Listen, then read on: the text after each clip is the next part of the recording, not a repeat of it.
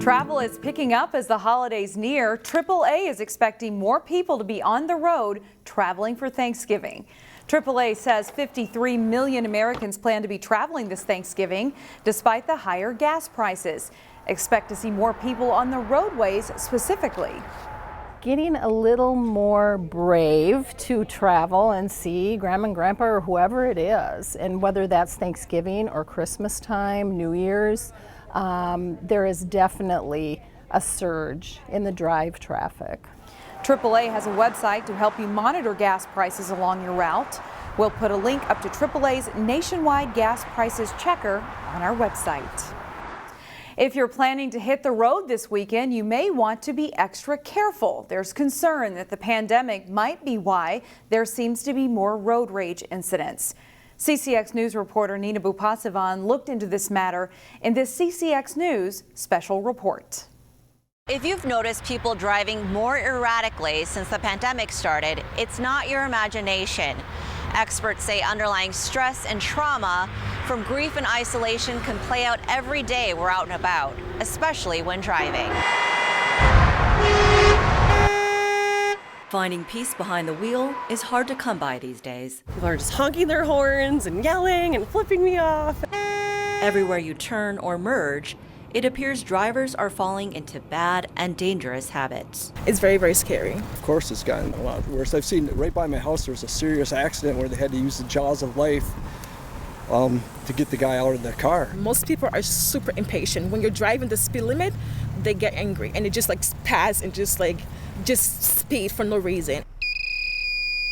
We take every complaint very seriously. Police say road rage is on the rise, and the trend upward started during the pandemic. It can be tailgating, speeding, running red lights, aggressive lane changes.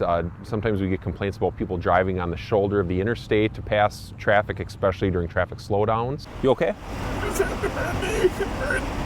Is there any way we can be of assistance to you at all? I'm sorry, sir. I just wanted to get out of my house. People have been at home more over the past year and a half, which has then, caused people not to have to drive places. So when they do go out, they may not be used to driving anymore in high volumes of traffic. If you take a closer look at the number of crashes and fatalities, it paints a grim picture of how dangerous the roads have been. But perhaps behind the numbers, there's a larger issue. We're going to see different instances in which stress and violence and anger and frustration are going to show up. Dr. Asia King is a Brooklyn Park psychologist who studies trauma. Because you have the stressors of not just COVID, but integrating back into society. What does that mean to be back in line? What does that mean to be back in traffic? What does that mean to have to wait? Or not wait.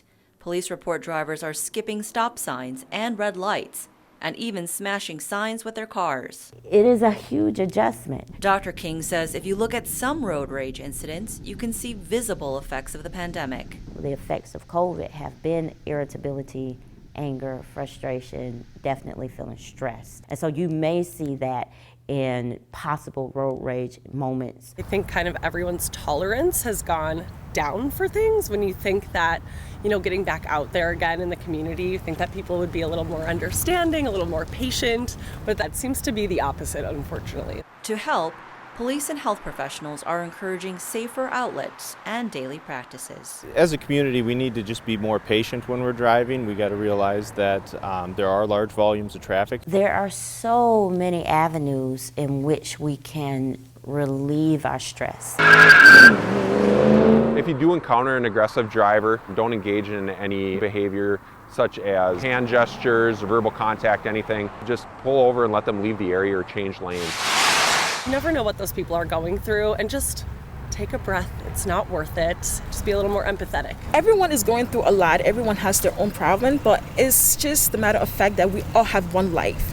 So if you're going through things, either you stay home and you work those things out, that's the best way. But if you're getting on the road, again, there are other lives on the road that you have to be very careful. This is a universal struggle. We are all in this together. Nina Bupasavan, CCX News. We are less than a week away from the beginning of the trial of Kim Potter, the former Brooklyn Center police officer who fatally shot Daunte Wright. Brooklyn Center has been preparing for possible unrest during the trial, which includes considering changing the process to call for a curfew. The City Council is considering establishing a set of criteria that would give the city manager the power to call for a curfew the day of the verdict and the days following. Local churches in Brooklyn Center are also preparing by praying for peace before and during the trial. Here's reporter Sonia Goins. They're calling it a daily prayer for peace, healing, and unity. Now, community leaders based here in Brooklyn Center are also calling for calm during these challenging times. Therefore, take up the whole armor of God. Different churches from various denominations are coming together to spread positivity. Well, because of what happened when Dante Wright was killed, and there was just violence and unrest and the looting, and so we want to preempt anything negative. The group meets Monday through Saturday at 3 o'clock at various locations throughout Brooklyn Center. The goal is to show collective support for the community. I want us to know that the church in Brooklyn Center is one united body under the cross of Christ, and that we are drawing together as brothers and sisters on behalf of our community. I want them to first see concern, that we are concerned about and care about our city and our businesses, our police force. Organizers have a Facebook page called Community of Prayer, Healing, and Unity for the Brooklyns. That's where you can find information on the daily prayer services. In Brooklyn Center, Sonia Goins, CCX News.